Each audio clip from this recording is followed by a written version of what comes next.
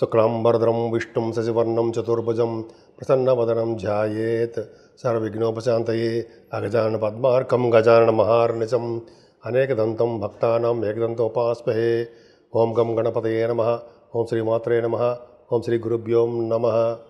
నేను మీ వాడ్రేవ్ ఆదినారాయణరావు శర్మ.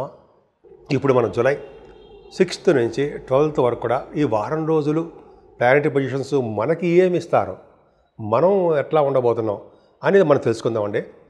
కన్యారాశి. కన్యారాశి వారికి మీ రాశిని శనీశ్వరుడు చూడడం తప్పు. అంత అద్భుతమైన ఫలితాలు ఏం ఇవ్వడండి. ప్రతి దానిలోనూ ఆలస్యమవుతుంటుంది. ప్రతి దాంట్లోనూ బద్దకిస్తూ ఉంటారు. చేద్దామలే అన్నట్టుగా ఉంటారు, మర్చిపోతూ ఉంటారు. కానీ ధనం విషయంలో మాత్రం ఏమాత్రం ఇబ్బంది పడరండి. 11th హౌస్ లార్డ్ చంద్రుడు ద్వితీయ భావంలో ఉండి గురుడు చేత చూడబడుతున్నాడు. అది కదండి ప్లానెటరీ పొజిషన్ అంటే ఆభరణ ప్రాప్తి కలగబోతోంది. బంగారు ఆభరణాలు కొనుక్కోబోతున్నారు అని తెలుస్తోంది. పైగా గజకేసరి యోగంలో ఉన్నారు కాబట్టి మీ ధన ప్రాప్తి ధనం బాగా వృద్ధి అవుతుందండి. వృద్ధి అవుతూ ఉంటుంది. ధనం వల్ల మీరు ఇబ్బంది పడాల్సిన అవసరం రాదు. ఎదుటి వాళ్ళకి ఇచ్చే పరిస్థితిలో ఉంటారు తప్ప మీరు ఒకరి దగ్గర చేసి జాసరు. అది కరెక్టు. చక్కటి భోజనం వస్తుంది. ఎక్కడికి వెళ్ళండి. కన్యా రాశి వాడికి చాలా అద్భుతమైన అదృష్టం ఏంటంటే భోజనం, ఫుడ్కి లోటు ఉండదు. ఎవరో ఒకళ్ళు ఏదో విధంగా పంపిస్తూనే ఉంటారు. అంతేకాకుండా సంగీతంలోనూ సాహిత్యంలోనూ మంచి సాహిత్యం కదంటే సంగీతంలో కూడా వృద్ధి ఉంటుంది. గాయకులకి, యాంకరింగ్ వృత్తిలో ఉన్న వాళ్ళకి చక్కటి అవకాశాల రీత్యా ధనప్రాప్తి. 9-10 తారీఖుల్లో చతుర్థ భావంలో ఉన్నటువంటి చంద్రుడికి గురుదృష్టి, రవి దృష్టి. అంటే గజకేసరి యోగంలో 4th భావంలో ఉన్నారండి. బ్రహ్మాండం. అంటే గజము అంటే ఏనుగు, కేసరి అంటే సింహం. అంటే ఏనుగు అంత బలము, సింహం అంత పరాక్రమవంతులుగా మీరుంటారు. అంటే బలవంతులుగాను, మంచి పరాక్రమవంతులుగాను, అదృష్టవంతులుగాను ఉండడమే కాకుండా వేదశాస్త్ర విద్య, ఆగమశాస్త్ర విద్యలో మీకు సంప్రాప్తించబోతున్నాయి. బాగా రాబోతోంది. నేర్చుకుంటున్నారు. డెవలప్మెంట్స్ ఉంటాయి. అలాగే మీ చదువులో కూడా ఎటువంటి ఆటంకాలు ఉండవండి. తల్లి యొక్క ప్రేమాభిమానాలతో మీరు పెరుగుతూ ఉంటారు. తల్లిగారి యొక్క ప్రేమాభిమానాలు ఎక్కువ. చంద్రుడి ప్రభావం వల్ల, అదే గజకేసరి ప్రభావం వల్ల కూడా రైతులకి మంచి లాభాలు రావడానికే ఎక్కువ అవకాశాలు ఉన్నాయండి. ఏదైనా రాహు ప్రభావం మీకు చాలా అద్భుతం. గురుడు చూడడము, కుజుడు చూడడం వల్ల రాహు వలన ధనప్రాప్తి కలగడము, అలాగే విదేశాలు వెళ్ళడము, స్టాంపింగ్ అవ్వడము, అలాగే మేనమామూలుగా అద్భుతంగా ఉండడము, రోగాల నుంచి దూరంగా ఉండడం, మీరు శత్రువు వలన భయమే లేకుండా ఉండడం, ఇవన్నీ జరుగుతాయండి. సప్తమ భావంలో శని అంత మంచివాడు కాదు, దోషకారకుడు. సప్తమ శని ఉండడం వల్ల ఆలస్య వివాహాలు ఉంటాయి. సప్తమ స్థానంలో శనిని, సప్తమ స్థానంలో రాహువుని పెట్టి మనం మ్యారేజ్ ఫిక్స్ చేయకూడదు. జనరల్గా దోషాలు ఉంటాయి. మీ జాతకాల్లో కూడా కొన్ని దోషాలు ఉంటాయన్నమాట. అలా ఉంటాయి. సరే, ఏదేమైనా సప్తమ స్థానంలో శని ఉండడం వల్ల వివాహ వేడుక మామూలుగా ఉండడమే కాకుండా, లేట్ అవ్వడమే కాకుండా, భార్యాభర్తల యొక్క దాంపత్య జీవితం కానీ, అనురాగం కానీ తక్కువగా ఉంటుంది. మీ బిజినెస్ పార్ట్నర్స్ కూడా, అంటే మీ చేస్తున్న వ్యాపారాలు ఉన్నాయి కదా, ఆ పార్ట్నర్స్ కూడా కొద్దిగా మనస్పర్ధలు రావడానికి అవకాశం ఉందండి. ఏదైనా శుక్రుడు వల్ల మీకు ధనప్రాప్తి, పైగా వాహనాలు, విదేశ పర్యటన, మంచి ఉద్యోగం, హయ్యర్ ఎడ్యుకేషను ఇవి రాబోతున్నాయి. అమ్మవారి యొక్క దర్శనాలు మీరు చేసుకోబోతున్నారు. వస్త్రాల business, food business, gold business plus silver, ఈ బిజినెస్లు బాగా డెవలప్ అవుతాయండి. ముఖ్యంగా అందంగా తయారవుతారు. ముఖ్యంగా మీరు సినిమా రంగంలో ఉన్నారేమో, సినిమా రంగంలో ఉన్న వారికి మరింత యాక్ట్రస్కి మంచి అభివృద్ధి, అందంగా ఉండేది చేయడము, ఆభరణాలు, వస్తువులు, వాహనాలు, వాటంతా అవే మీకు మీ జాతకాల నుంచి ఎదురొస్తాయి. అది గొప్ప అదృష్టం. 10th హౌస్లో రవి దిగ్బలుడు, గురుడు చాలా బలవంతుడు. సో రవి గురులు కాంబినేషను చాలా బాగుందండి. ముఖ్యంగా మీ నాన్నగారికి చాలా బాగుంటుంది. రవి వలన యాక్చువల్గా దశమలో ఉండడం వల్ల గవర్నమెంట్ ప్రొఫెషన్లో ఉంటారు. అలాగే రాజకీయ రంగంలో పదవులను అలంకరిస్తారు. ప్రజాసేవ, ప్రజాదరణ మీకు ఎక్కువ ఉంటుంది. దిగ్బలుడు కదా, దశమంలో రవి దిగ్బలుడు. పైగా గురుడు కూడా ఉన్నాడు, చాలా మంచిది. అంటే వేదశాస్త్రాలు నేర్చుకున్న వాళ్ళకి, ఆగమశాస్త్రంలో ఉన్న వాళ్ళకి, పండితులకి ధనప్రాప్తి కలుగుతుందండి. వాళ్ళు జాబుల్లో బాగా డెవలప్ అవుతారు. బ్యాంకింగ్ రంగంలో ఉన్న వాళ్ళకి, విద్యా సంస్థల్లో ఉన్న వాళ్ళకి, ఇలా రవి గురుల కాంబినేషన్. సాఫ్ట్వేర్ రంగ ఉద్యోగస్తులకి, ఎలక్ట్రిసిటీ, ఎలక్ట్రానిక్స్ కాంపోనెంట్స్ వాళ్ళు.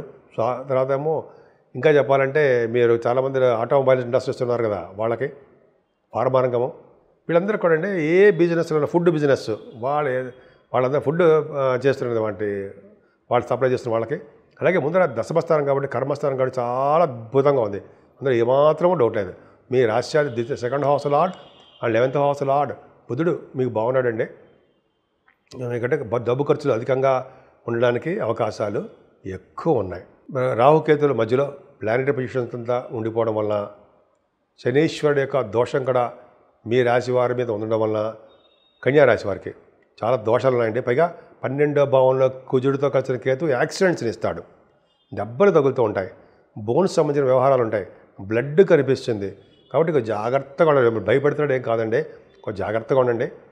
కాబట్టి మీరు సుబ్రహ్మణ్య స్వామి ఆరాధన, అమ్మవారి యొక్క పూజలు, వినాయకుడికి చక్కటి పూజలు చేసుకోవడం వలన కూడా దోషాలు పరిహారం అవ్వగలవు. ఇప్పుడు మనం 12 రాశుల వారికి రెమెడీస్ ఏంటి, పరిహారాలు ఏంటి, ఏం చేస్తే మనకి బాగుంటుంది అని అందరికీ అనిపిస్తుంది కదా, నాకు కూడా అనిపిస్తుందండి. అప్పుడు మనం ఏం చేయవలసిన అవసరం లేదండి. ఎందుకంటే ముఖ్యంగా ఈ వారం రోజులు కూడా రాహుకేతుల మధ్యలో ప్లానెట్స్ అంటే గ్రహాలన్నీ ఉండిపోయాయి, ఎక్సెప్ట్ చంద్రుడు బయటకు వచ్చేస్తుంటాడు. ఉండిపోవడం వల్ల ఎప్పుడూ కూడా రాహు దగ్గర నుంచి సవ్యకాల సర్పదోషంలో ఉన్నాయి ప్లానెటరీ పొజిషన్స్ అంతా. అదే ముఖ్యంగా అమ్మవారి యొక్క దర్శనం చేసుకోవడము, అమ్మవారి యొక్క కళ్యాణాలు చేయించుకోవడము, అలాగే పౌర్ణమి పూట కానీ లేకపోతే అమావాస్య పూట కానీ చండీ హోమాలు అండి. చండీ హోమం చేయించుకుంటే అమ్మవారి యొక్క ఆశీస్సులు ఖచ్చితంగా ఉంటాయి. రాహువుల వచ్చే దోషాలు పరిహారం అయి తీరుతాయి కూడా. అదొక పాయింట్. రెండో పాయింట్ ఏంటంటే కేతువు సింహరాశిలో కుజుడితో కలిసి ఉన్నాడు, సర్పదోషం. ముగ్గురు అలాగే ఉన్నారు. ముగ్గురు అంటే రాహువు, కేతువు, కుజుడు కూడా. ఇలా కుజకేతువులు సింహరాశిలో ఉన్న వల్ల అంటే మంచిదే, కానీ చిన్నపాటి దోషం కూడా. కాబట్టి మనం కేతువు కంట్రోల్కి రావాలంటే గణపతి ఆరాధన, నిత్యము గణపతి పూజించడం. కొంతమంది అయితే లక్ష్మీ గణపతి హోమం చేసుకుంటారు, అది పవర్. అయితే లక్ష్మీ గణపతిని పూజిస్తారు, అదొక అద్భుతం. అయితే గణపతిని ఆరాధన చేసుకుంటూ పౌర్ణమి పూట ఆరాధన చేసుకుంటూ మీ పేరున పూజలు చేసుకుంటూ ఉంటూ స్వామివారికి గరికి సమర్పించుకుంటూ ఉంటే ఇంకా చెప్పాల్సిన పనే లేదండి. పైగా కుజుడు కూడా ప్రభావం మీకు ఉంది కాబట్టి సుబ్రహ్మణ్య స్వామి ఆరాధన కూడా చేసుకుంటూ ఉంటే అద్భుతమైన ఫలితాలు ఉంటాయి. ముఖ్యంగా శనీశ్వరుడు యొక్క దోషం కూడా మీ మీద ఉందండి, మీ రాశి వారికి ఉంది. కాబట్టి శనీశ్వరుని ఎప్పుడు వదలకూడదు, తైలాభిషేకాలు చేసుకుంటూనే ఉండాలి. అలాగే ఆయన స్వామివారి చుట్టూ ప్రదక్షిణ చేస్తూ, అలాగే అక్కడ మీకు పూజ చేయించినటువంటి బ్రాహ్మణ వారికి దక్షిణ ఇస్తూ ప్రదక్షిణ చేస్తూ మీరు అలా ఉంటే చక్కని ఫలితాలు మీకు వచ్చి తీరుతాయండి, అందులో డౌటే లేదు. పక్కనే ఆంజనేయ స్వామి వారు ఉంటారు. ఆంజనేయ స్వామి వారు కూడా తమలపాకులతో పూజించడం వల్ల, ఆయన్ని సింధూరంతో సమర్పించడం వల్ల, అలాగే ఆ స్వామివారికి అప్పాలు సమర్పించడం వల్ల, అలాగే చేసుకుంటుండడం వల్ల శనీశ్వరుడు వచ్చే దోషాలు చాలా పడి పరిహారం అవుతాయి. అంతేకాదండి, మెయిన్ ఇంపార్టెంట్ అంటే శివాభిషేకం మన అందరికీ కుదరదు కదండి. కానీ శివుడి దగ్గరికి వెళ్ళినా, గుడికి వెళ్ళినా శివుడికి మల్లెపూల మాల సమర్పించడము. అయితే మన ఇంట్లో అవకాశం ఉంటే మల్లెపూలతోటి స్వామివారికి పూజ చేసుకోవడము, తులసి దళాలతోటి, తులసి మాలను కూడా చేయించండి, తులసి దళాలతోటి, అలాగే మారేడు దళాలతోటి పూజ చేస్తే స్థిర లక్ష్యం మన ఇంట్లో ఉంటుంది అంటాం కదా.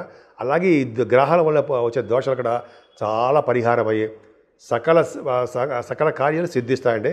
ఈ 12 రాశుల వారు కూడా, అంటే మేషం నుంచి మీన రాశి వారి వరకు కూడా ఈ దోషాలు పరిహారం అవ్వడానికి మీకు చేతనైంది చేయండి. జనరల్గా పరిహారాలన్నీ చాలా పరిహారాల వల్ల మీ దోషాలు కూడా చాలా కంట్రోల్ అయిపోతాయి.